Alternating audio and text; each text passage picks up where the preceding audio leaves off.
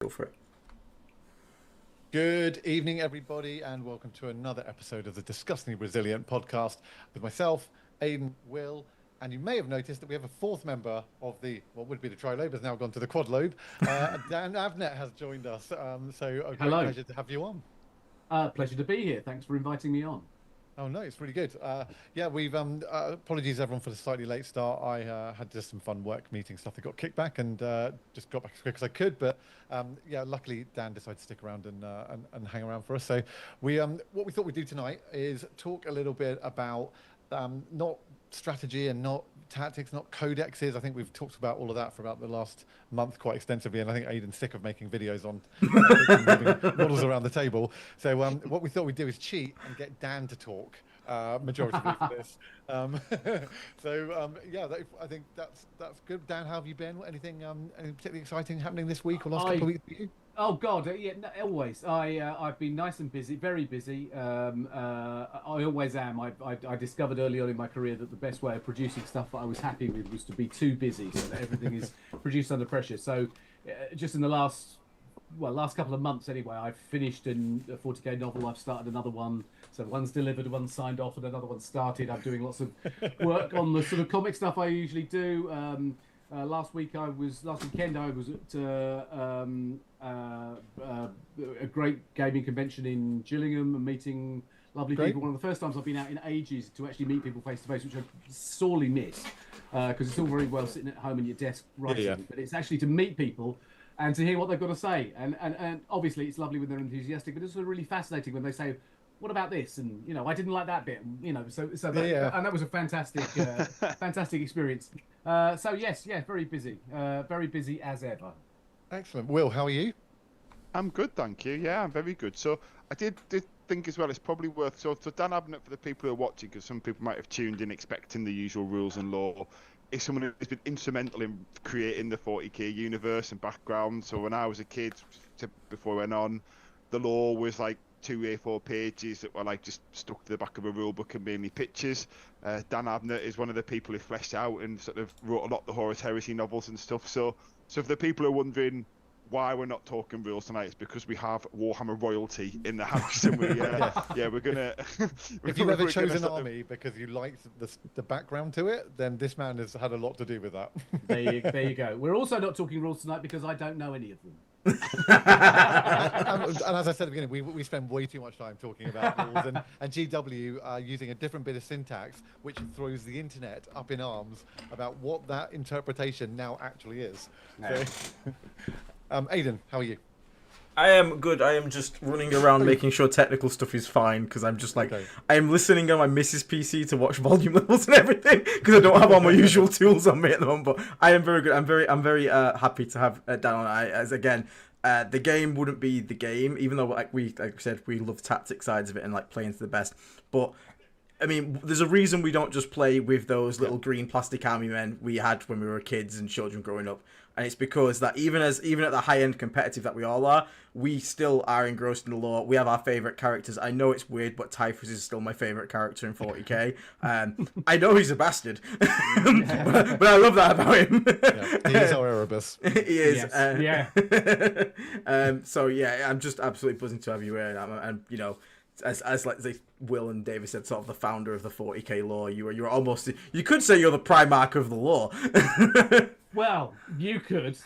I wouldn't possibly say anything like that. No, thank you very much for that. You're massively overselling me. I've written a lot of novels for Games Workshop since Black Library was founded in the 90s, and Warhammer certainly existed in a fairly profound way at that point.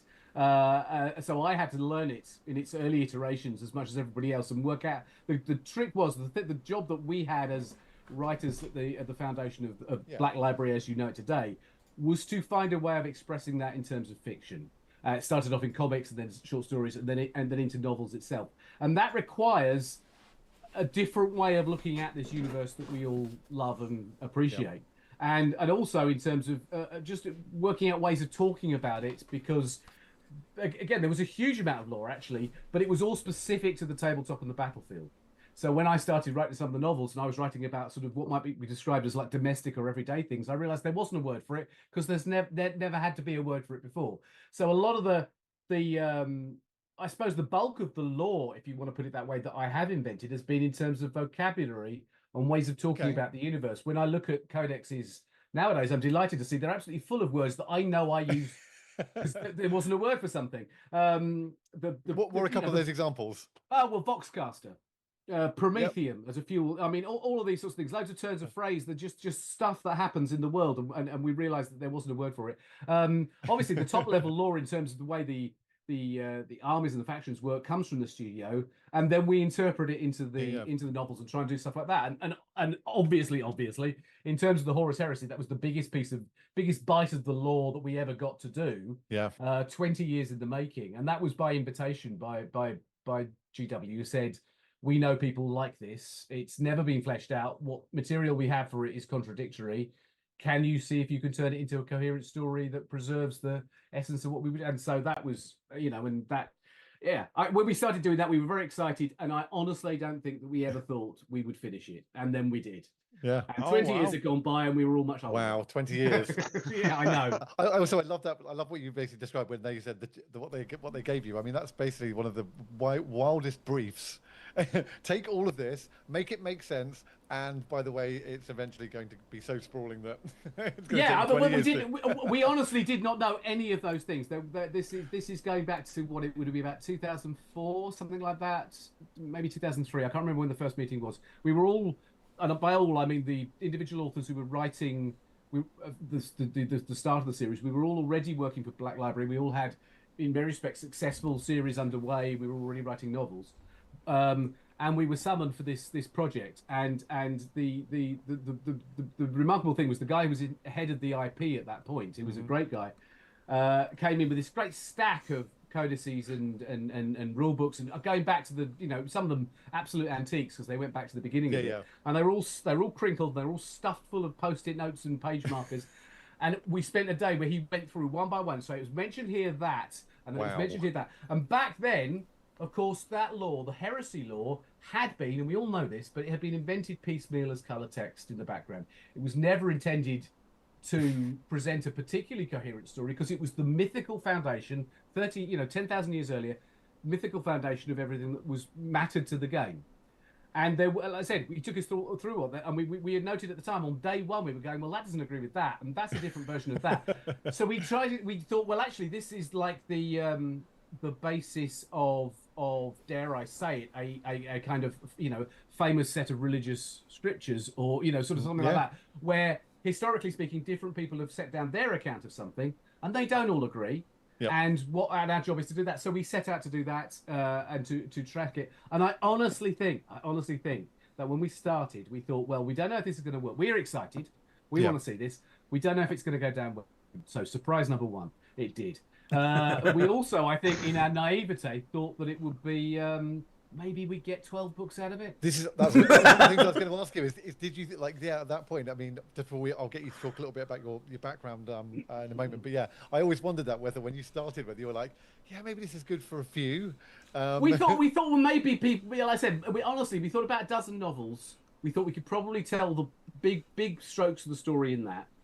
And that would be about the tolerance level for the audience. And it was only once we realised when Horus Rising and the first couple came out, and suddenly it was like a whole new setting that people went crazy for, and it was a really big deal. And we went, oh my God, they've got essentially that their enthusiasm represented a degree of tolerance where we could give them more, and people would like that.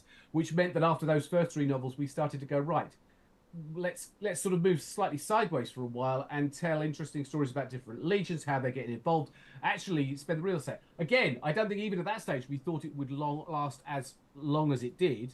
And there are, one can argue maybe it went on slightly too long, but that some parts of it were more essential than others. The point is, though, it's created a fandom that has persisted and will persist.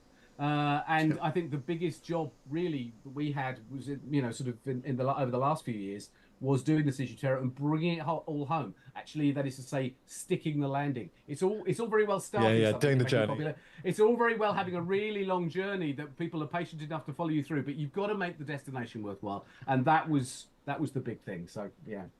Cool. Oh, wow. I just think one of the interesting things, sorry, very quickly, I think one of the interesting things ahead, as well is there, you are writing for one fan base, which is the Warhammer fan base, but inside that, you have the fan base of the legions in each one of those peoples who loves, like for us on Death Guard, we want to hear our story specifically and where we fit into this. So when you say like we unlocked this new fan base, you weren't really going for the one fan base. You ended up having like the 18 different fan bases of the fan base that you were starting with. I agree completely, and I think what I mean was I think it's like it doesn't matter what army you collected, or what your interest level was, and how you engaged with 40k, or indeed even Warhammer generally as a as a hobby.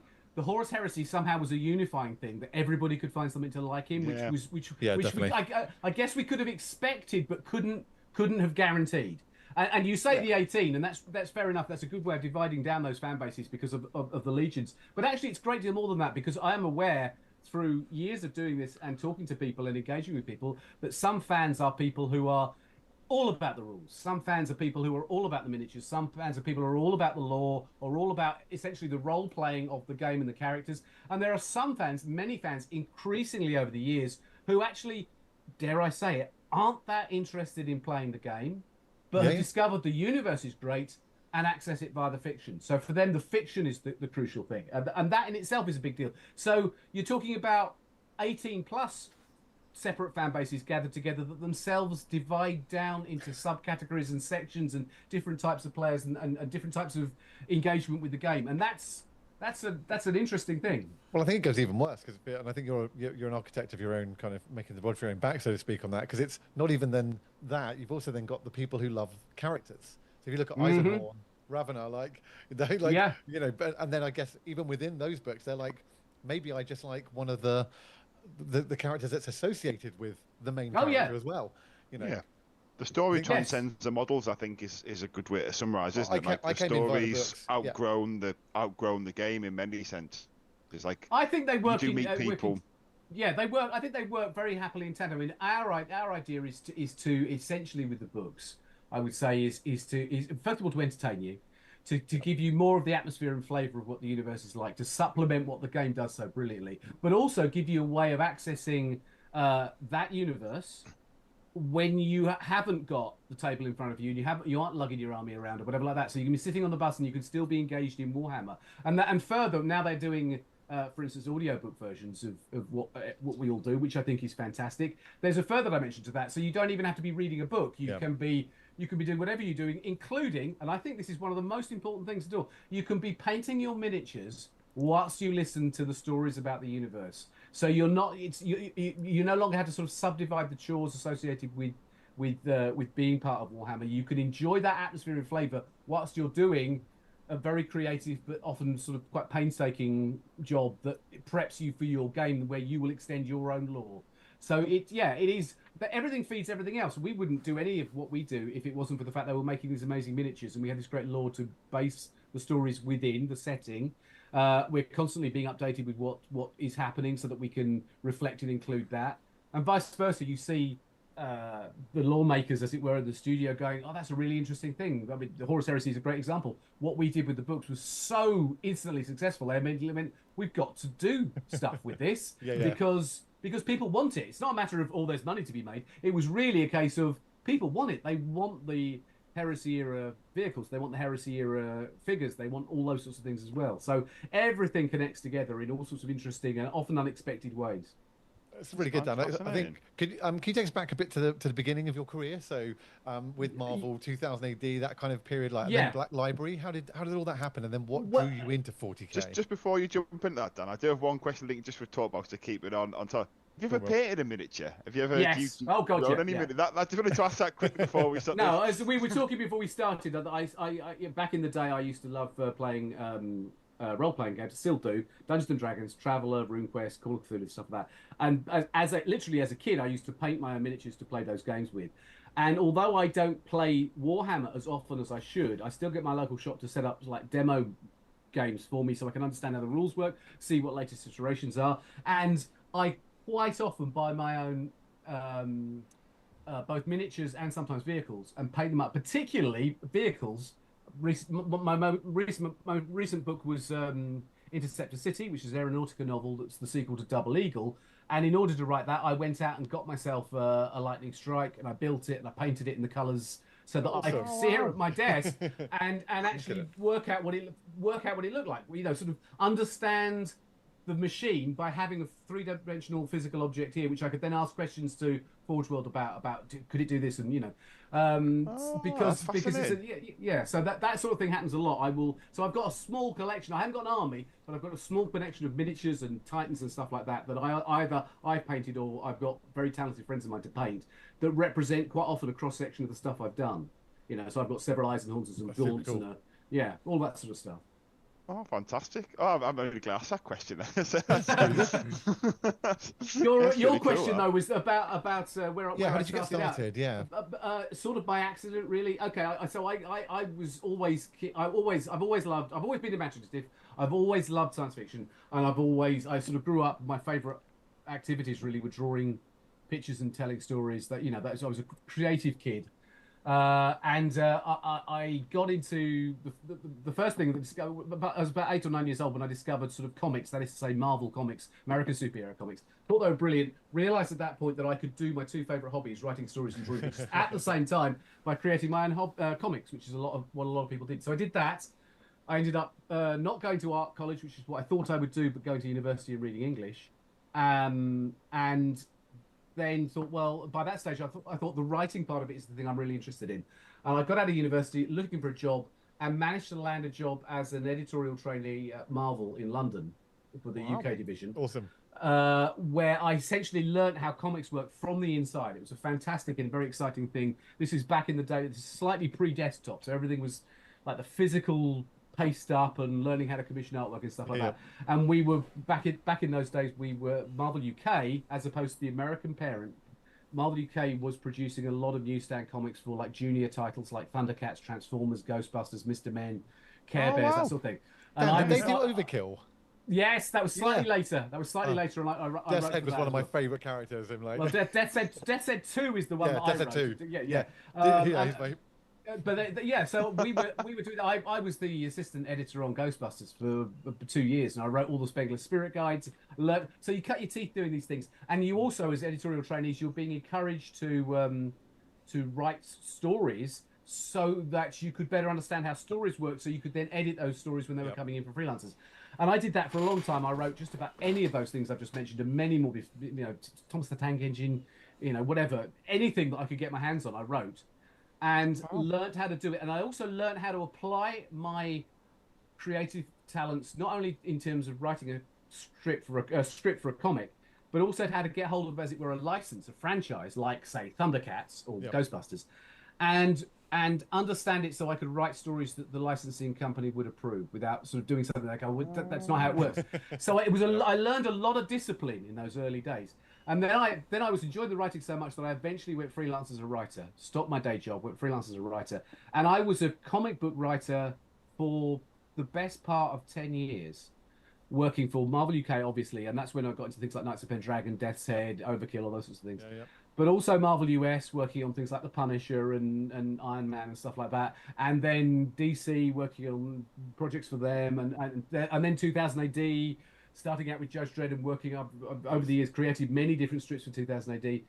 And I've been doing that. So I was very much a comic book writer. I had aspirations for writing prose as well. And in fact, during that time, I'd written 2 science fiction novels just to see if I could do it. They were my own novels, never been published, but I wrote them to see if I could do it.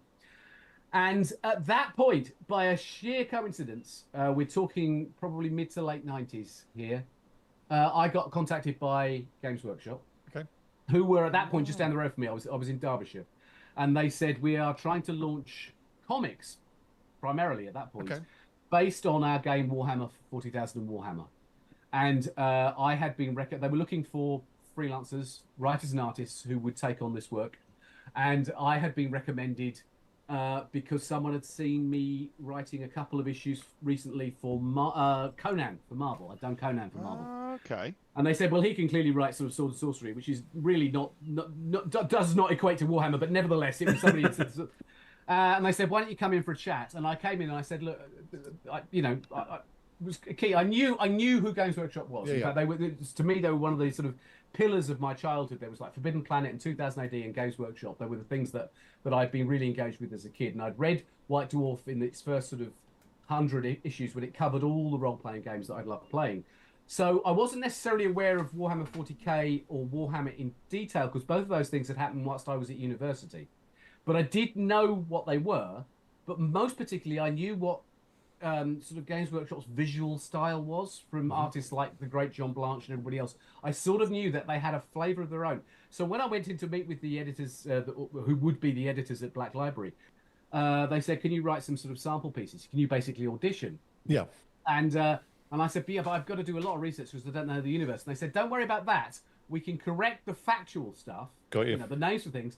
We want to see if you can get the atmosphere right, the flavour.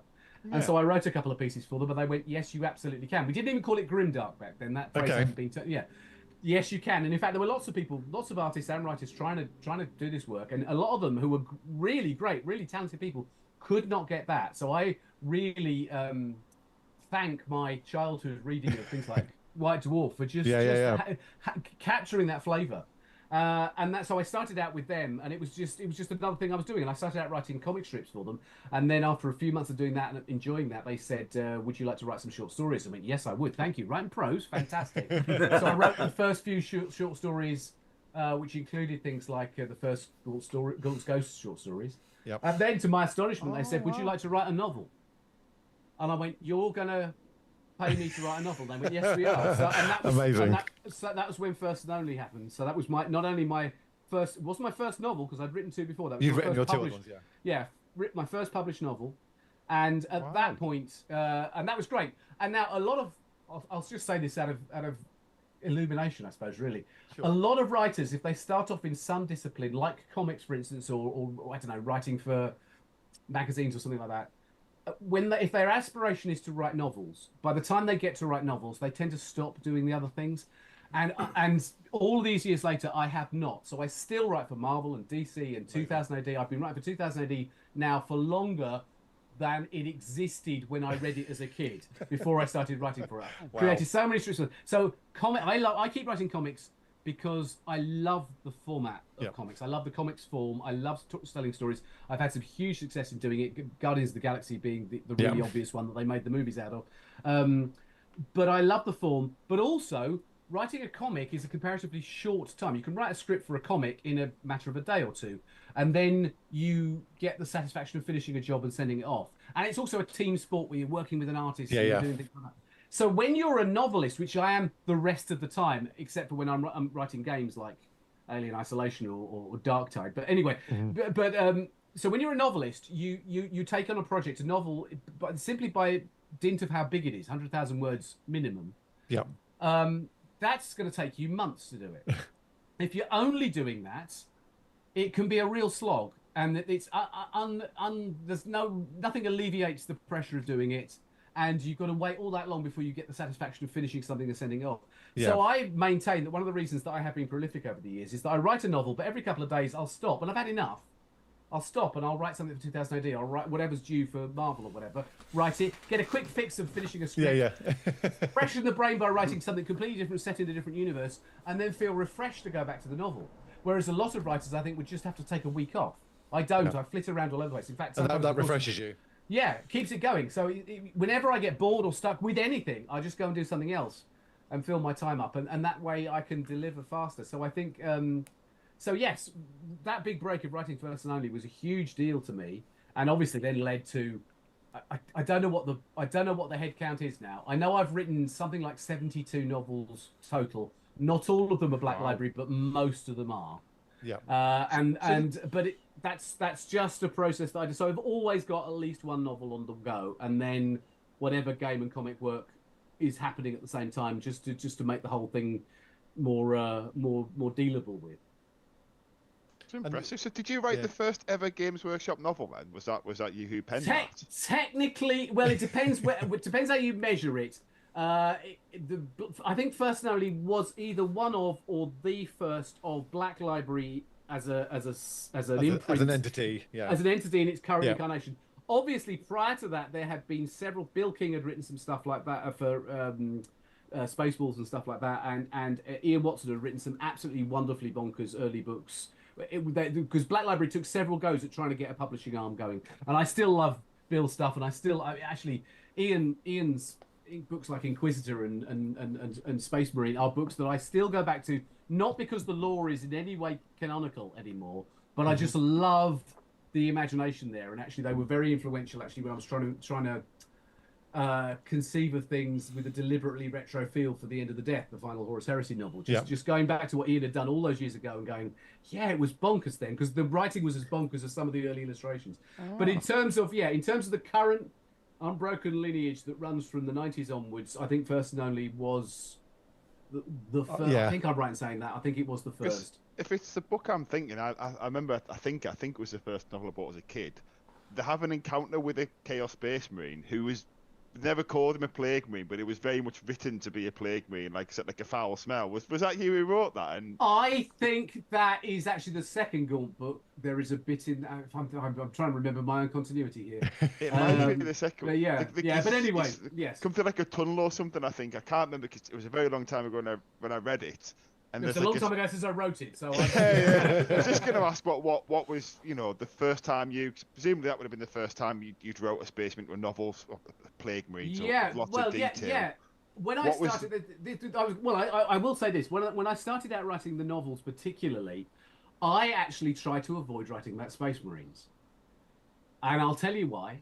What really appealed to me were the human characters, particularly the Imperial Guard as they were known then. I wanted to write about human characters because even though it was the far future, I found them identifiable. I could connect with them, and they would have an emotional range where I thought the reader would identify with them a lot easier. And the whole point about Space Marines is that they don't have anything like the same sort of emotional range because of the way they're not empathetic, and they're also very hard to tell apart. I mean, let's face it, if you were taking it very literally. So it was ages before I started to feel I understood the universe enough to find ways to write about Space Marines where I felt they would be good characters in a book. From my point of view, there were other people, Graham McNeil, for instance, with there were other people writing Space Marines and doing a great job of it. It was just from my own creative point of view. It wasn't until I suppose really something like Brothers of the Snake where I was going, okay, I think I know how to do this in a way that I can access. And obviously, just as an addendum to that, one of the interesting things about the Heresy is that Space Marines back then were both the same but also quite different. There is a greater emotional resonance in there. Yes. So that one of the reasons that Horus Rising, etc., was so much fun to write was because you could write Space Marines, I suppose, with more passion and more individuality than you could do in 40k. I mean, funny enough, I was re-listening to Saturnine, and it's actually remembered that one of my favourite actual moments in 40k in all of the lore bit is when Kirill Sinderman is up on the tower at the beginning there, and Dawn suddenly is there and says, "You weren't going to jump, were you, Sinderman?" and you suddenly get this Primarch who starts talking very humanely to him because there's nobody else around, and Sinderman talks to him in a very non-fearful way as well, and actually they have this kind of really honest conversation, which is then broken, of course, once Dawn hears something tactical and switches back into his mode. But I love that moment when he says, he says back to Dawn, he says something like, "You're not up here because you were going to jump either, were you?" It was such a brilliant little tiny moment of, like you said, where you've got even more than a Space Marine, a Primarch who suddenly becomes a bit human for a very brief moment of humanity. That's the thing that I think all of us are searching for all the time in terms of writing these stories. Is obviously it's easier to do with a human character, but finding those moments where you can have something that we all recognize as a genuine response or a genuine comment. It's got to work within the context of the universe. That's the way it works. But when you find them, you go, "Oh, that's great. Of course they'd say that." There's this thing that I've heard a lot of authors over the years do. I don't just mean Black Library, but authors, full stop, generally in the world of writing, talking about you know that a book's going well when the characters start, as it were, writing themselves. That you're not writing a story for them; you are following where they're leading you. And I always thought that was cool. absolute nonsense. I always thought that was complete and utter nonsense because it's a job like any other, and you plot it out and you're doing it. Particularly when you're dealing with something like franchise fiction, which is what we're dealing with, where you've got to hit the mark. You can't just go off on your own. Wonderful. Oh, it's art. Don't you know? You can't do that. You've got to get it right. Oh yeah, no, you've got to the client's always right kind of thing. Yeah, once you've got into it, the amount of space I found within the novels that I've written for them, where there is genuinely that room to be creative, and you genuinely do feel that, you know, this character is going to do this. It's not how I plotted it, but this character is going to do this because of course they would. There's no question about it. That's what Dawn would say. That's what Cinderman would do. That's what Loken would do here. That's what Eisenhorn would do there. You know where they're going, and I've actually had that demonstrated to me. I had one of the early Gaunt, but I think it was the fourth Gaunt novel. I actually lost the manuscript just before I was meant to send it in. Long, horrible computer-related story. Don't get your homework. But no, it really was about. Yeah, my computer crashed, took the whole manuscript away. Oh. Disaster. That was the day I learned to back up. This was early day, and I said to my editor, "What the hell am I going to do?" And they said, "Well, is there any chance you could basically write the novel again in the month of deadline you have remaining?" Nice. And so I discovered. So I went, "Well, I'll give it a go," because I was a young, eager writer and I wanted to get it done. And so I discovered a number of things. One is that I could write a novel in under 4 weeks. Two,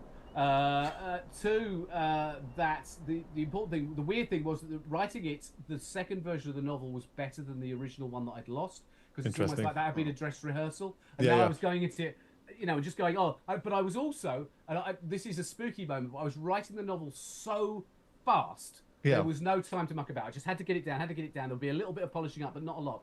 And in the second version of the novel, the published version, there is a character in it who was not in the first version, who I did not consciously create. He just erupted. He just arrived, walked into the story, and he was like, "I'm here now," and I was going, "Who the fuck are you? I haven't got time to go back and write you out. What do you want? What are you doing here?" And he's like, "Just don't mind me." And I carried on, and I just went, "Okay, I'm just going to write around him. I'm not going to try and edit it out. I'll just go with it."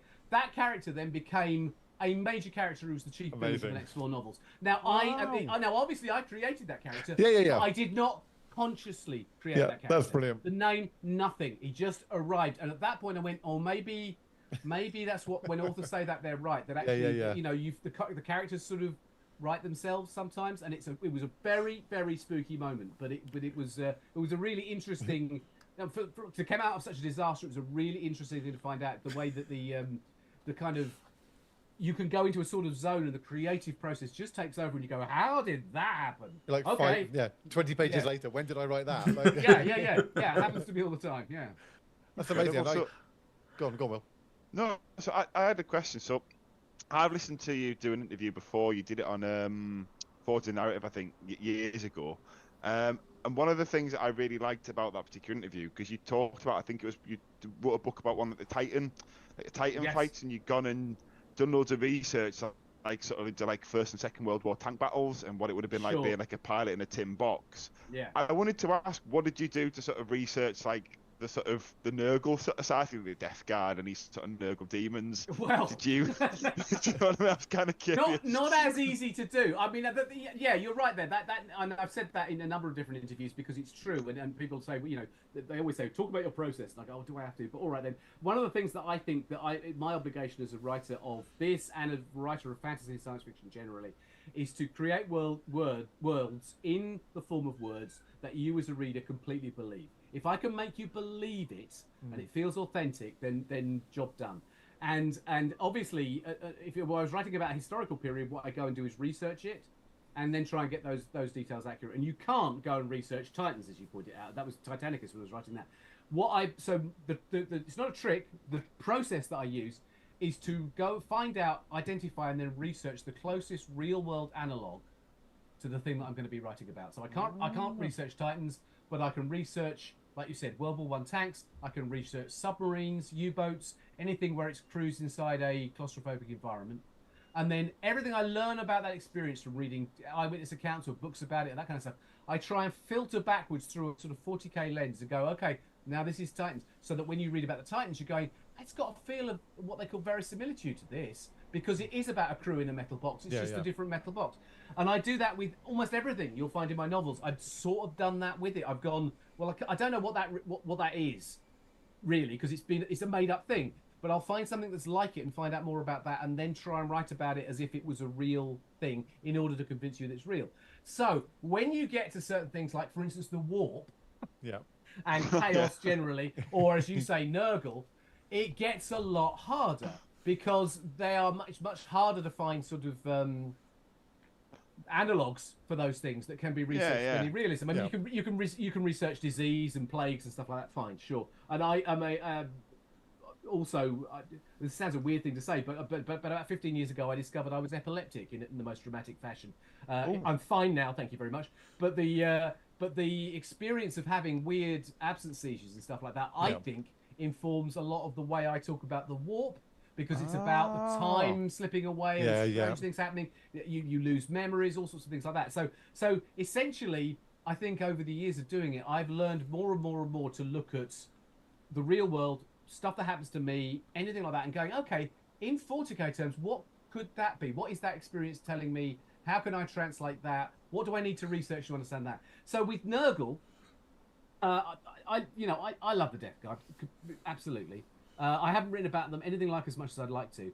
I think that they are, forgive me in advance, one of those elements of the game, and I would equate them to both Space Wolves and Orcs, in as much as they are some of the most distinctive and enjoyable parts of the tabletop experience. And then you have to be very careful how you translate them into the fiction, because what makes them brilliant on the tabletop, which is often a slightly larger than life, over the top, dare I say it, cartoonishness, makes the fiction fall apart. You know, so you know, sort of, you can mock Ultramarines all you like, but it's quite easy to take an Ultramarine off the table, put him in a story, because he's the brave, noble Ultramarine, and you can be all serious about it. The fiction, generally speaking, although there are some, the fiction is generally speaking. And there are some notable, brilliant exceptions to this, like Caiaphas Cain and stuff like that. But basically, the way to write about the 40k universe is to treat it completely seriously, as if it is absolutely real.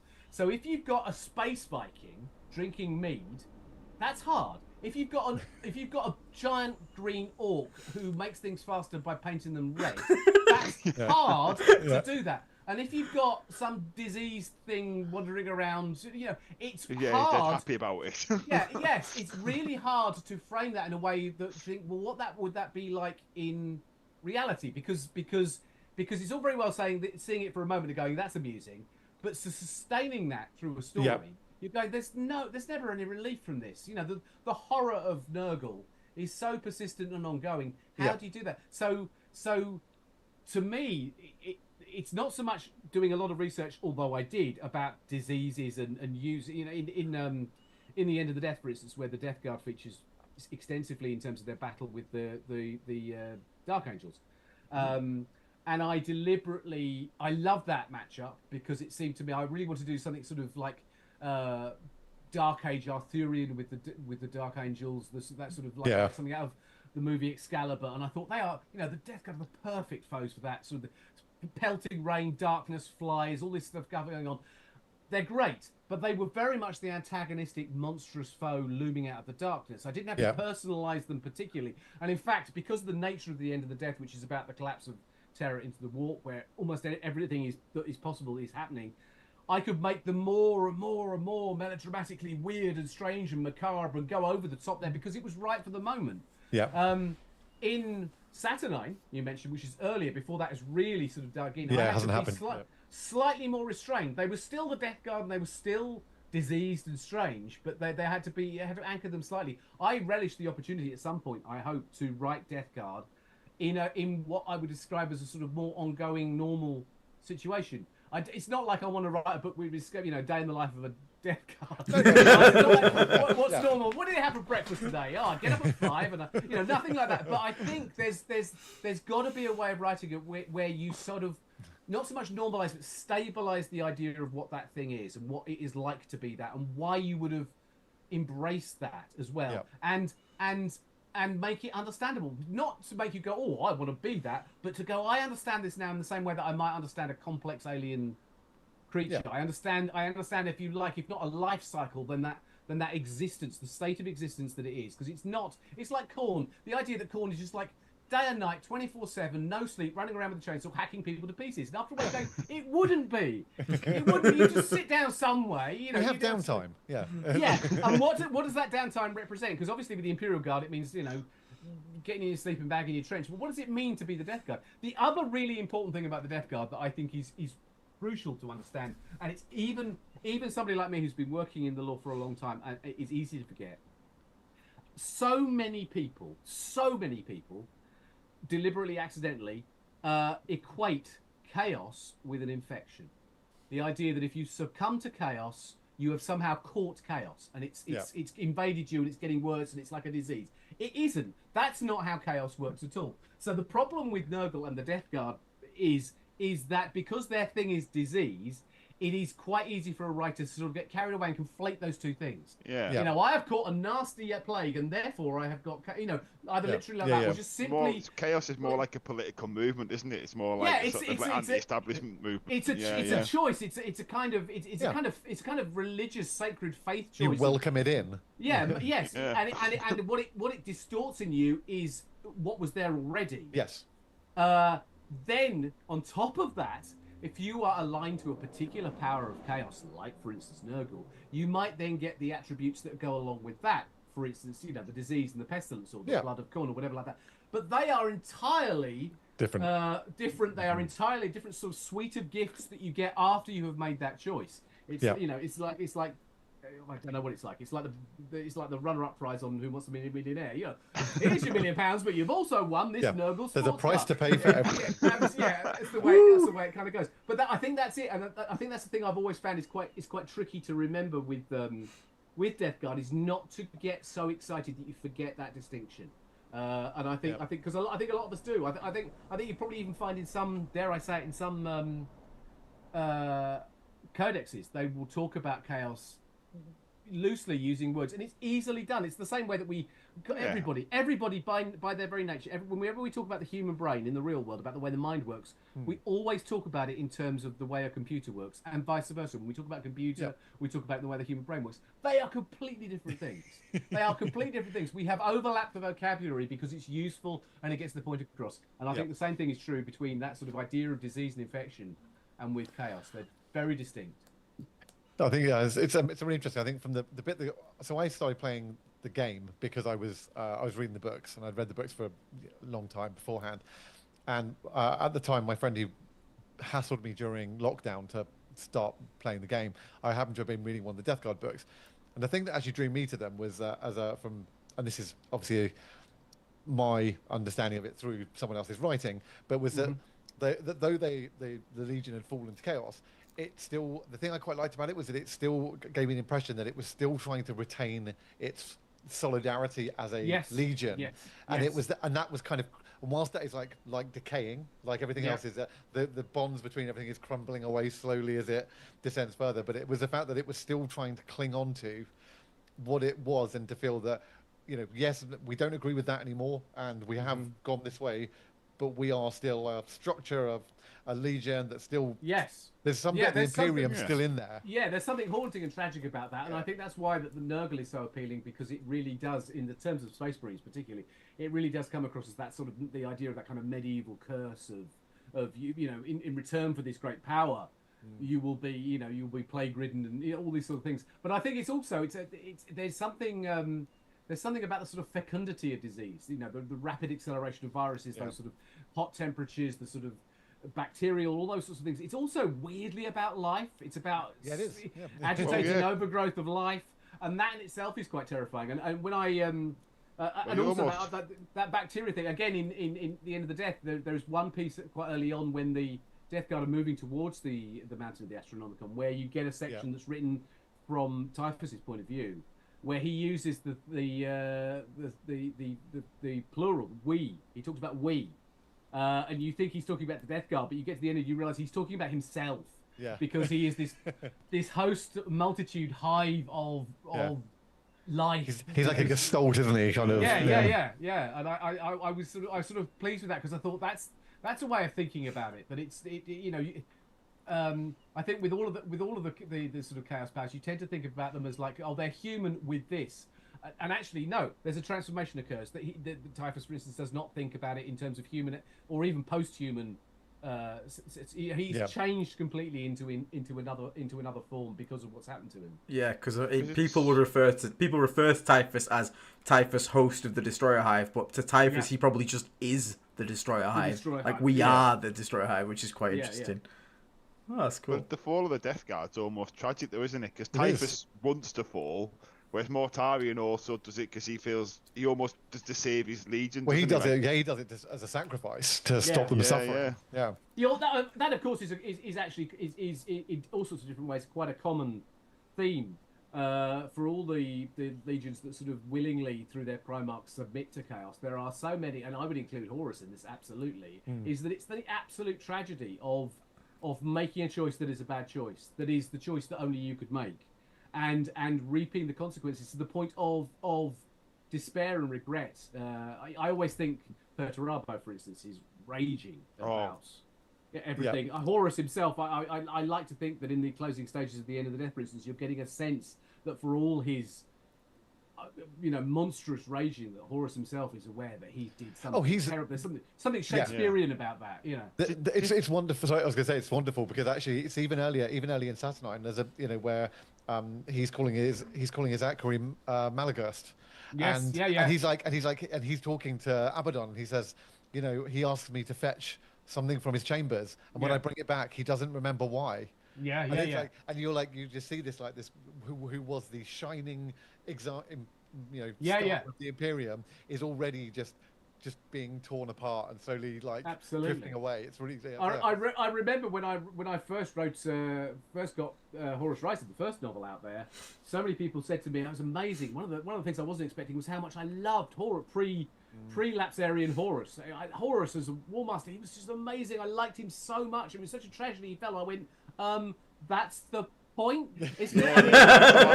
If Horus was War Master, he must have been the greatest, coolest, nicest, most charismatic one of them all to have become that.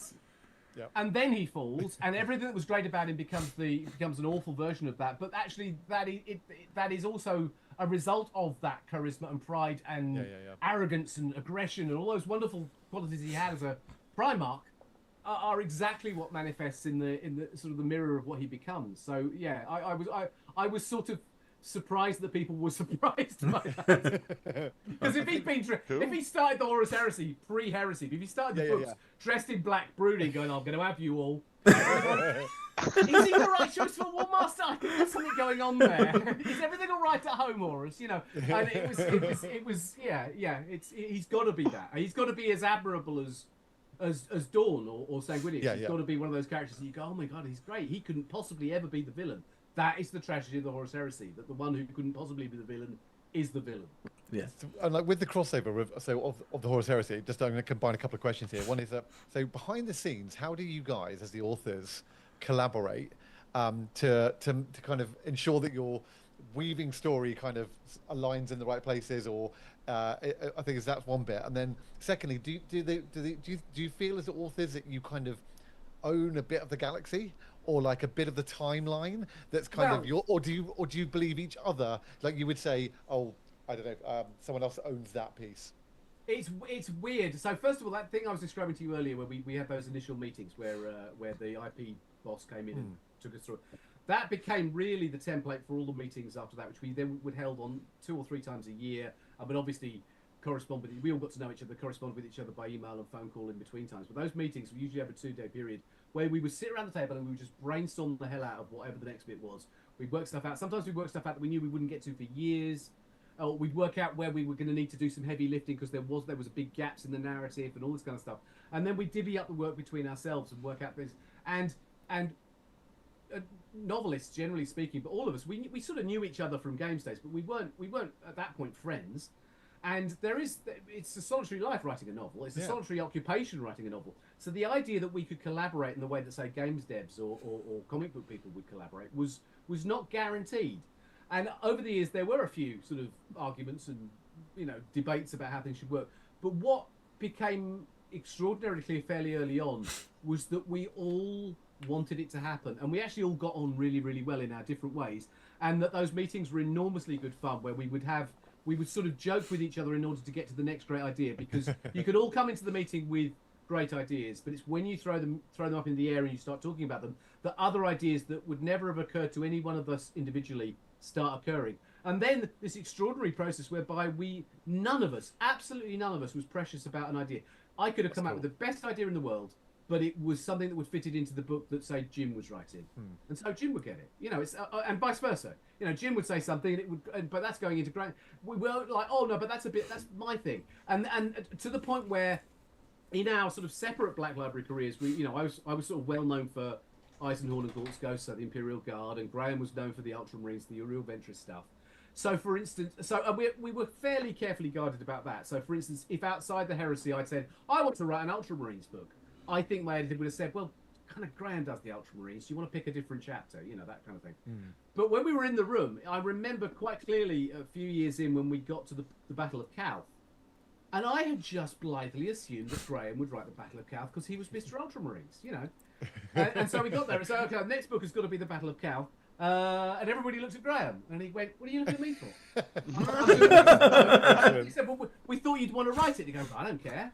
In fact, I don't really want to because I write Ultramarines the rest of the time." And then it's like, "Who's next on the list? Who's due up in the rotation to write the next novel?" And everybody looks at me, and I went, "Oh, okay, I'm writing it then, am I?" So I got to write No Fear, which I was not expecting to do. I was not expecting to write Ultramarines. I had to learn about those just the way I had to learn about learn the way of Space Wolves when I was doing Prospero Birds. So actually, it defeated the expectations.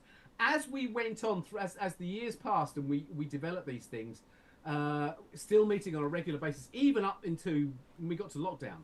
We got to the point where we were having to do it by Zoom, and we were having these big seminars by Zoom. And by then, we were also breaking down into subgroups, and we were using WhatsApp, and we were talking to each other. And I had early morning Zoom calls with Aaron, and then late afternoon Zoom calls with Chris, and then we'd have email threads that went on for days going, "Can somebody remember what the name of that guy's sword was?" And then Guy would say this, and Gav would say this. So there was this huge community effort just to support us all, because you can waste a whole day just leafing through the material, but you know that somebody else will know because it's their thing. So later on in the writing of as the Horus Heresy, in the sort of the latter third of the Horus Heresy into the Siege of Terror, there was, I think, a tendency not for us to avoid something because it belonged to somebody else, but actually, if possible, to either favour them because they were going to be the best person to write it. If it's like something that had been running through some of my books, it's like, well, Dan, do that in your book whilst I do this, because you've got a better handle on what's happening with that. Yeah. Or, like I said, we would break off and we'd have long, 2-3 hour long Zoom calls with the person who was. I remember having a fantastic 3-hour Zoom chat with Gav Thorpe about Dark Angels before I wrote The End of the Death, because Dark Angels at that point was his thing. It's not like I didn't understand them, but I wanted the experience of talking to somebody who'd been writing them at sort of very close proximity for a while like that, and that kind of thing. You talk about these things and you think about these things and you collate and confer and so it's like a football match. If you've got a player who's particularly good at a thing, put him out to do that thing if you can. If you can't, make sure that the guy who is good at that thing has a chat with him beforehand so that we can make sure we don't look like idiots afterwards because we contradicted ourselves. So that's really cool. So it was a really organic thing. That's not to say, over time there were often there were disputes and debates, and sometimes people sort of threw their toys at the pram, and we had to resolve it with. With a knife fight in the car park. But it was never. But it was only ever that it was that sort of passionate, creative thing going on, and we were all friends by the time we went to the pub in the evening. It wasn't. There are not these long-standing feuds where sort of writer A will never speak of writer B. And there has also been a rotational change, because I'm one of the few who actually, for my sins, lasted the course of. From beginning to end. There's some people some people put in enormously long service but have dropped out. So other people joined slightly later. I've seen that all the way through. But we all still stay in touch, either professionally or socially or whatever, because we're often all drawn together either en masse or in smaller units to work on different projects together. You know, there are all sorts of things where it's like, we need you and you to do this thing, that. Because one of the other great things the Horus Heresy taught us is that we can do that. That people who are novelists who should not be able to do that, should not have those skill sets, can do it, and we can do it in an effective way. So yeah, that's what we're carrying on doing it in all sorts of exciting ways. So I do. Sorry, very quick. I do have this question. I mentioned it when I first heard you were coming on. I had this question for Dave that I've always wanted to ask, and that is, obviously you got the end and the death. I did. So that is possibly, well, it is probably it's not just the end of the 30k era. It is literally what sets up the world of Warhammer 40,000 to this day. That is the most pivotal fluff lore moment there is. And it is. As the writer for that, I imagine, one, not only was that quite an honour to get given, but that must have come with some incredible pressure. Because for us, as passionate as you can be as a writer, fans can be very passionate, and also not to always a good degree. Sometimes if you mess that up, you know. Yeah, no, I'm very aware of that. I remember, like I said, I remember when we were writing the first few novels 20 years ago. We were thinking, God, wouldn't it be great to get to wouldn't it be exciting when we reach the end? And then for years thinking, will we ever reach the end? Will the books continue to be successful enough to get there? And if it does, will we still be here? Will we still be writing for the Black Library? Will we have moved on? So when we got to the Siege of Terror, that last sequence, there was this genuine sense of excitement that we were the team drawn up to write the Siege of Terror books. Oh my God, we are at the finishing lines in sight. And they had not assigned all 8 books at that point. Right. And at that point they said to me, will you write the 4th book, which turned out to be Saturnine? And I went, yeah, really excited for that. And I think that they had some ideas in mind about who they wanted to write the last one, or how the end of the siege would be told. And I think they also, it was a matter of, you know, are people going to burn out before they get there? Are people going to have scheduling problems or whatever? So I wrote Saturnine, and I love Saturnine. I'm incredibly proud of that novel. It's a book that I'm enormously pleased with. And after I finished Saturnine, we went into a period where we were planning out the last 4 books, and the assignment was, they said, well, Dan, we would like you to write the final book, which didn't have a title at that point. I obviously titled it. And we think that's only fitting because you did start this whole thing off. So that's cool. There's a nice sort of, and I was obviously very, very honoured. And I have to say, I don't think any of the other authors were begrudged me that. They were all excited for me to do it, and they thought it was the right choice. And I think some of them were going, "Oh my God, yeah," because I don't envy his task. Yeah, I was going to say also there must have been a bit of that much. But I remember too. So first of all, the book 8, The End of the Death, it is one book. It is one novel. It was always intended to be one novel, but when I started writing, I said, "You know, this is going to be a long one, don't you?" And they said, "Well, exactly." They said, "Keep going." Just write it. If we have to cut it down or whatever, but you need to write the story. So everything I did was not an attempt to try and write this enormously over-the-top thing. I wanted to cover everything. I wanted to do justice. I wanted to stick the landing. I wanted to show not only the important big stuff, Horus, Sanguinius, etc., but also the small stuff that was happening at the same time, to give you that scale, to all those things. And so it was eventually had to be published for purely physical reasons in 3 volumes. But actually, if you read all 3, you'll realise it's just one long novel, because the internal architecture is of one novel. But I also remember when I started, it took me 2 years, and I loved every minute of it, even though it was exhausting. I remember when I started, it must have been Aaron I was talking about, and I said, writing it is going to be an anticlimax. And he said, what do you mean? I said, because I'm so proud of Saturnine. I love Saturnine. As far as I'm concerned, that was like my definitive Heresy book. And now I'm writing this, and it doesn't matter. It does not matter, because people had loved Saturnine. I said, it doesn't matter how good I make this book. It could be the best writing I have ever done in my life. People will still have a problem with it because it is the end. Yeah. And they were for 2 reasons. One is because because nothing ever lives up to your idea about how a story's got to end anyway, no matter how well you do it. But also there is that sense of, with every book before that, there is a sense of, if the book didn't do the thing that you as a reader really wanted it to do, never mind, there was another book coming that might do it instead. When you get to the end of the death, that's true. Yeah. So there was no sort of get out of jail, there's something else coming. And Aaron said, really? And I said, honestly, and as it was, I ended up enjoying writing the end of the book, the end of the death, so much more than I was expected to. I think it's a better book than I thought it would be, because I thought for a while oh, it's just going to be a weaker version of Saturnine. I think I found levels to hit that I didn't realize I could do, and I was very proud of that. But even so, I said it is a sort of, it's sort of a thankless task, because whoever does it, however it is done, it is always going to be the thing it is before you've even written the book. Unlike any other book any other book in the series, you pick it up and going, Saturnine, what's that going to be about? You know, sort of where's this going to go? How's this going to surprise me? It's like, we know what happens, we know what this represents, and it is the end. And so it comes with the sort of preconditions that you can't escape. Nevertheless, I am so pleased and proud that I did it, and I don't think I could have done a better job. One of the things I worked particularly hard on, was to find ways of reconciling all that weirdly contradictory continuity, because it's particularly at the end, in the old lore, where there are multiple versions of why did this happen, where did this happen, this kind of stuff like that. And in some cases, I had to pick the version of it I liked the most, and then explain why the other ones weren't the case, or a couple of pretty cunning ways of going, actually, it was all of those. History has remembered this in 3 or 4 different ways, because of these different elements that were present. So that's hence the different myths you've got. But yeah, it was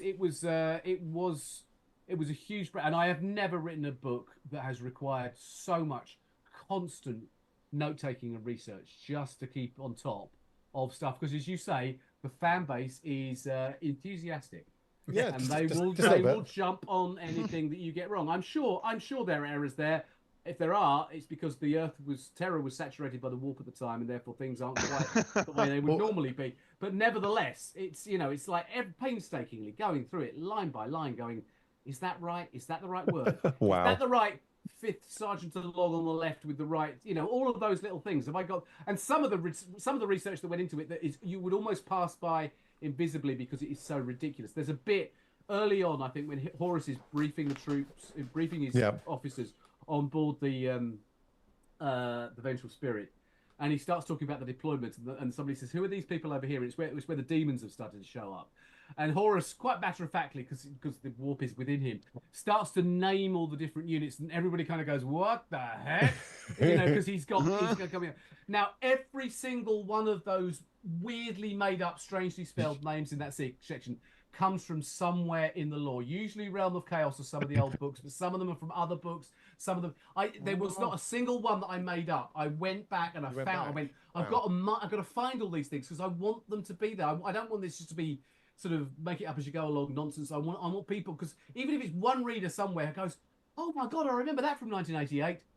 Job done. Yeah. Do you know what I mean? I wanted to. So there are loads and loads and loads of bits like that where there are little. They're not gags. They're not even Easter eggs. But they're little references to something. If you know what it is, you go, "Oh my god, that's a reference to that picture, or that's a reference to that model, or that's a reference." I mean, even Leetu, obviously, he is LE2. He is the very first Space Marine model ever made, which a picture of which hangs in the foyer of Games Workshop in Nottingham, and it was the first time I don't think they even called him a Space Marine.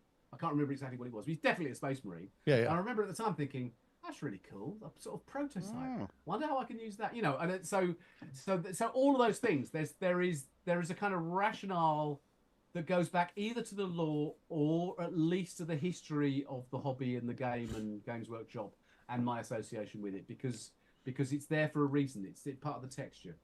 Before I just I'll just ask the next bit. I just want to say, because what you just said there reminded me that also in Saturnine, which I loved, is where any of the troopers who say their names say their name and then which unit they're from, and I love how, because it progresses through the book, they actually request that everyone, they make sure they do that. And one of the Imperial Fists, I think, or the Blood Angels, is saying, "I can't break them of it. They won't stop doing it." Won't stop doing it.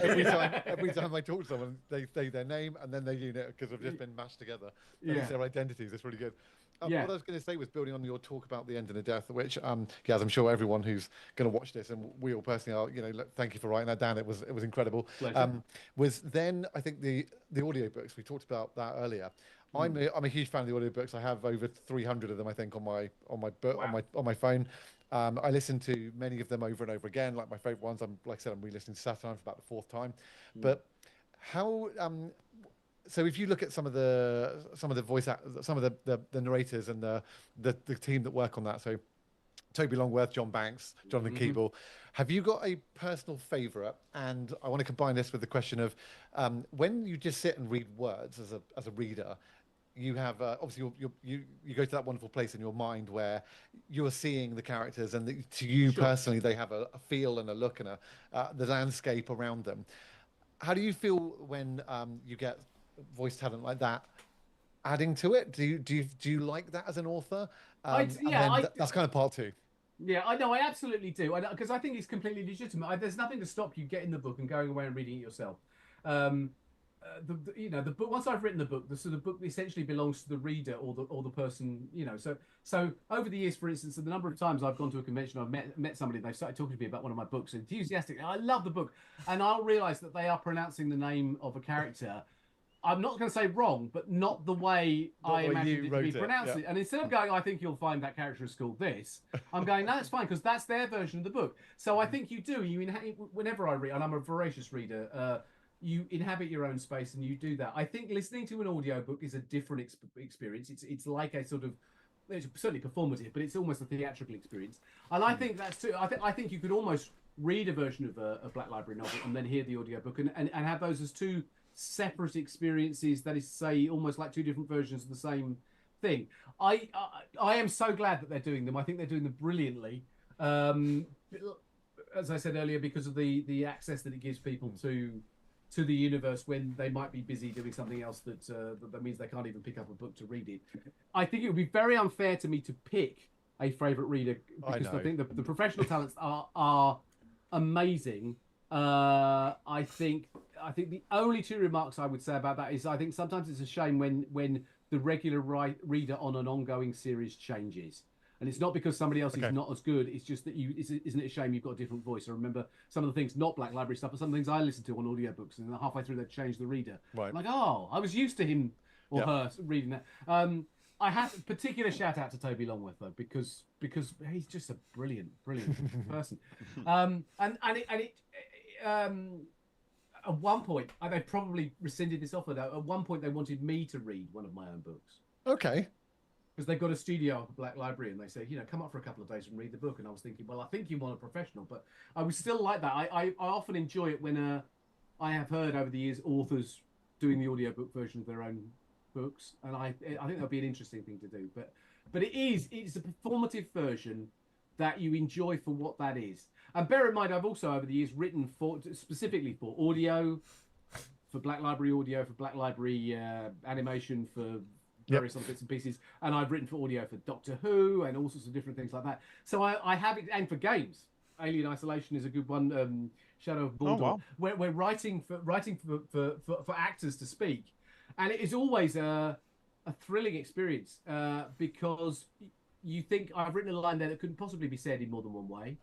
The meaning of that is clear. Yeah. And then you give it to an actor, it's not an actor's being stupid, but the actor's being an actor and clever, and they'll come up with a reading of it, and you go, oh, I didn't realize it could be said like that. And so you have to work with them on Alien Isolation is a really good example of that, where I was with the actors whilst they were filming all the cutscenes in the motion capture volume, and I was listening to their dialogue, and I was saying things like, "Well, wait a minute, that doesn't sound right when you say it." And they said, "What do you mean?" I said, "Well, there's a better version of that." So I was changing the script as we went along, and they were going, "God, nobody ever does this," and I ended up sort of tailoring it because now I could see them and hear them. I'm going, yeah, your character wouldn't say that, would they? They'd say it like this instead.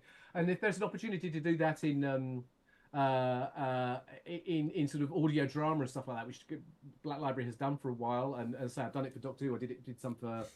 I've written stories for Sylvester McCoy and David Tennant and Peter Davison and others. And it's great to hear those things and understand how to temper it, how to, as it were, write safely so that they can make the best work of it, because it is sound gives it a completely different dimension.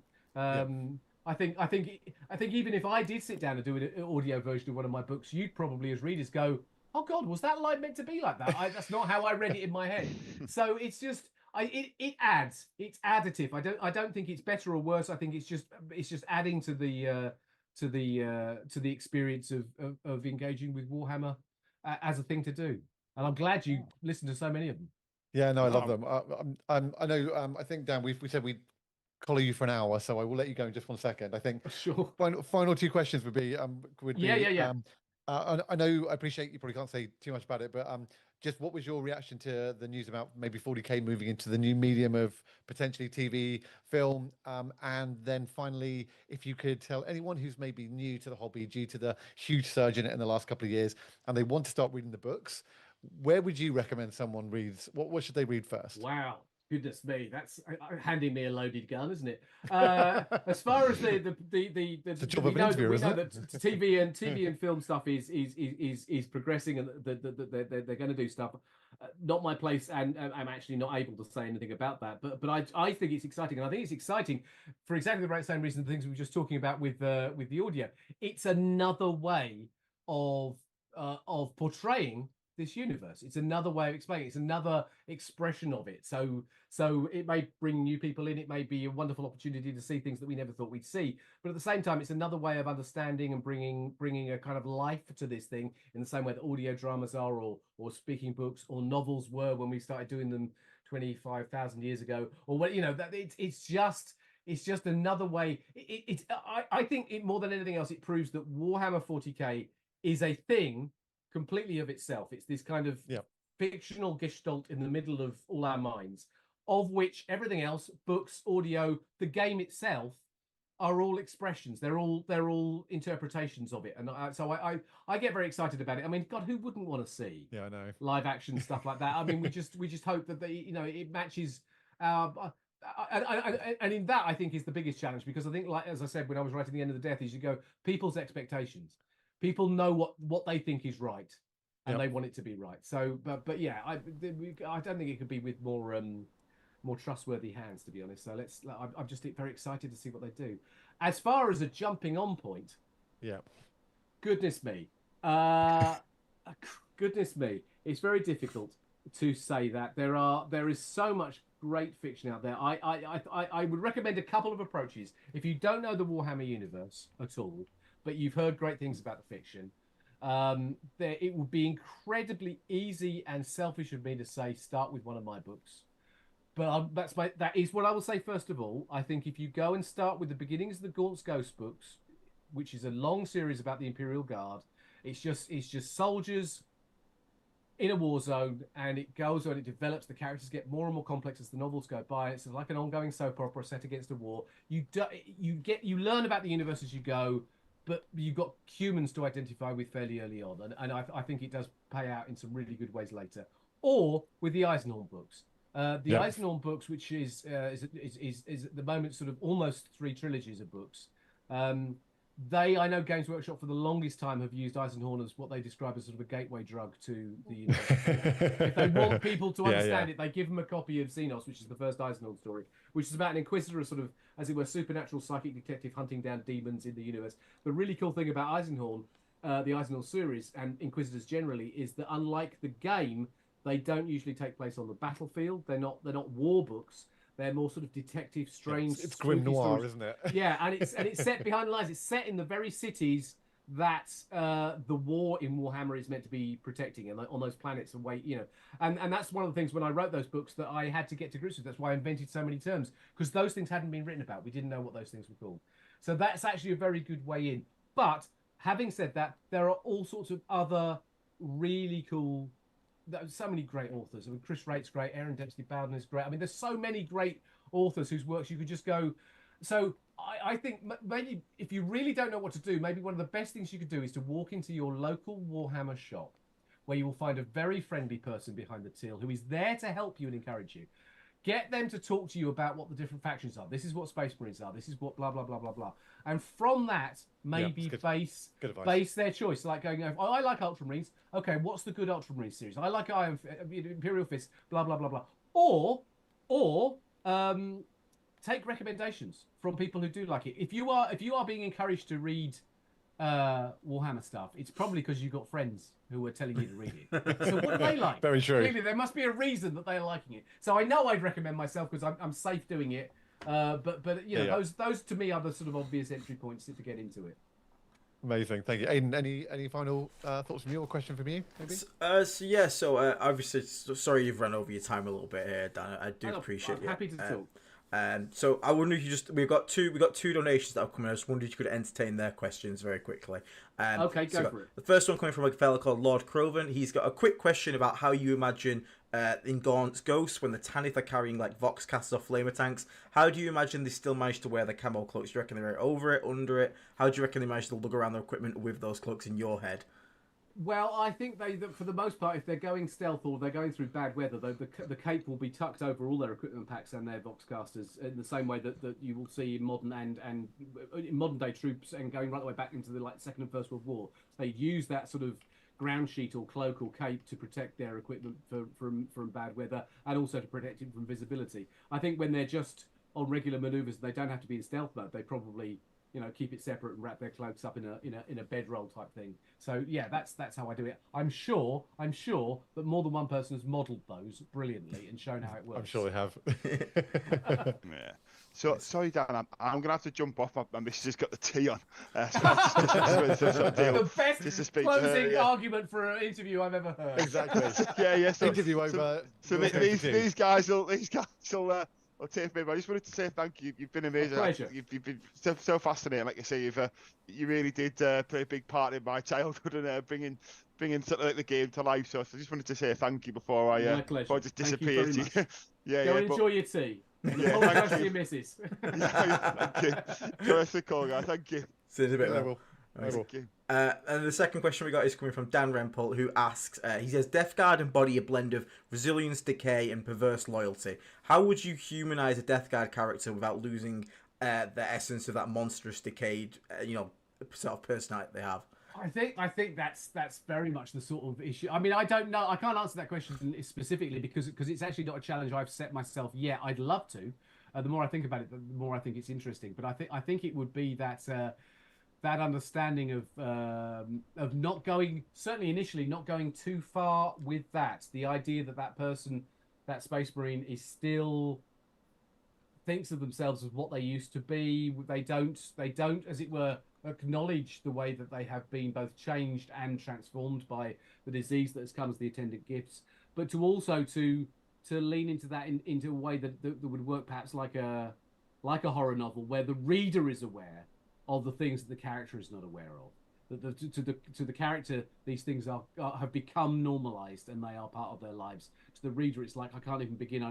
That's such an unpleasant thing to read about. But it's something I want to explore because I think that's something that we all need as writers to think about more about the way chaos and therefore chaos gifts in terms of the attributions of the powers works because it's easy, like I said, to ladle them on and make them too over the top. And I think there are ways of making it in, sort of work in a way that if it's not realistic, then it's at least credible as some kind of mode of existence in a preposterous science fiction universe. That's amazing. Dan, all I say is that the chat is full of people saying, great work, Dan. Still remember you from meeting at Games Day just after Traitor General came out, and I've still got my hardback signed by you. There's people saying they've met you in other places. Everyone's saying these books were my entry into it, or I love these books. So, there's a huge amount of love coming from as I'm sure you get, Dan. Thank you. Whenever you get that, thank you so much for spending some time with us. And to everyone who is in chat, we will be doing a members giveaway in the Discord. Dan very, very kindly signed 3 copies of The End in a Death Volume 1. So they will be available as a giveaway in the giveaway channel. And you'll be very, very, very lucky if you get one of those. Dan, thanks for doing that. We really appreciate it. My pleasure. It's been great fun having me on. Thank you very much to you for inviting me.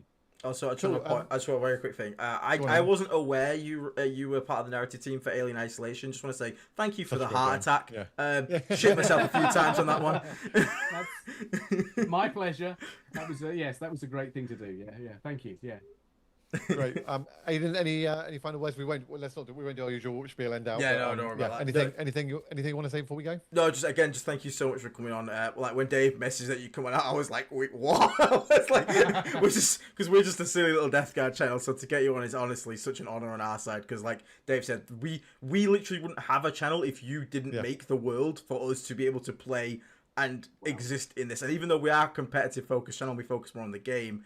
Like I said at the very start, if if the game didn't have the world around it, we'd just be playing the, you know, green and beige army soldiers, really, and just going pew pew pew at each other. So well, the bit I was thinking of, which I think exemplifies that, is that whenever I've been at a tournament and I'm playing a game with somebody and we're like engrossed in the middle of it, and someone knows that their character or their army has this kind of background or this kind of style of weapon or attack, and they're just like, yeah, and this just kind of happens to them because it's this, and people only have got that view because of the lore and because of the writing and the fiction and the prose, and it shows that just transcends all the way through to that, to give it's not just a plastic figure on a table that's being moved with a measuring tape. They're like in there, they're like, my army is in my imagination is this, and it's doing this. I call the bloat drone weapon a plump cannon, because I imagine it's like a grenade launch, but I imagine that's the sound it makes when it fires. So when I'm playing the game, I literally say I'm going to fire the plump cannon over there, because I'm actually going plump plump plump as it like fires these like blight-ridden shells at the opponent. Welcome to my world. That's my day, working day every day. Right, well, Dan, thank you very, very much to everyone who watched. Thank you very much for tuning in tonight. If you are obviously watching this on catch-up, or if you're in the chat now, become a member, join the Discord. You can have a chance to win one of the 3 copies of The End of Death Volume 1. And if you haven't already, please read some of this man's work, because it's fantastic. That is all from the Discussing Resilient podcast tonight. Thank you very much to Dan. Thank you to Aidan, and thank you to Will. And that's going to be us. We're going to sign off now. So take care, everyone. Stay everyone. Take care. Bye-bye.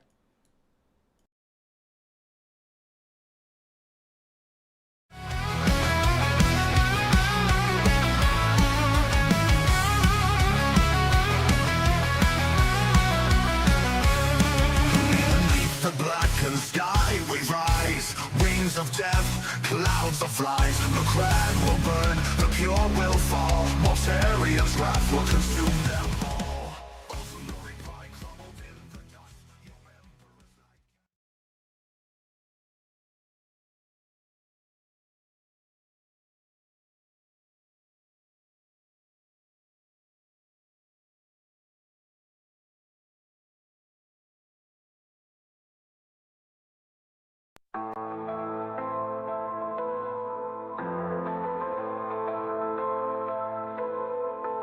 In the shadow of decay I rise, Typhus the herald beneath poison skies.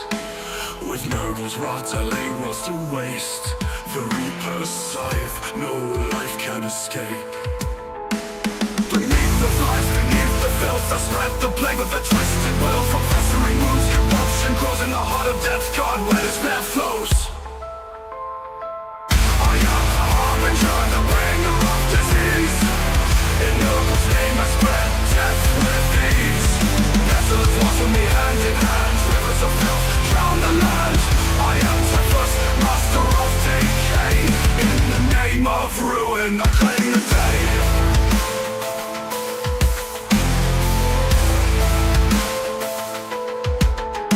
The Imperium's light crumbles to dust.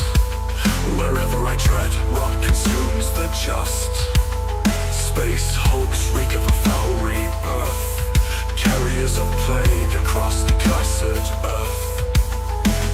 Beneath the flies, beneath the filth, I spread the plague with a twisted will. From festering wounds, corruption grows in the heart of death. God, where despair flows. I am the harbinger, the bringer of disease. In Nurgle's name I spread death with ease. Desolate walks with me hand in hand. Rivers of filth drown the land. I am Typhus, master of decay. In the name of ruin I claim the day.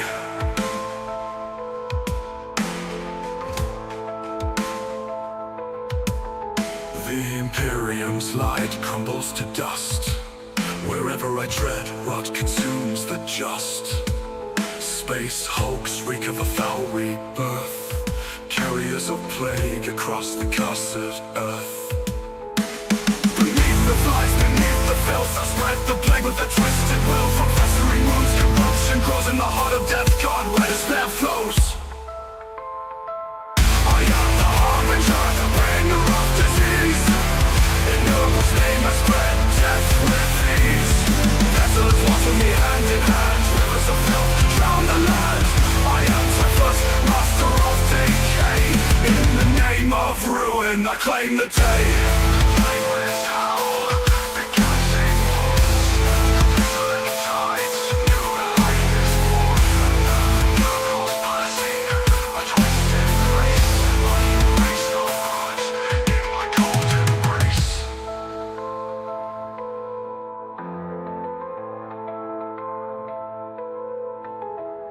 the plague fleet, fear the end. No salvation, no let to defend. I am Typhus, reaper of dread. Bow to Nurgle, embrace the dead.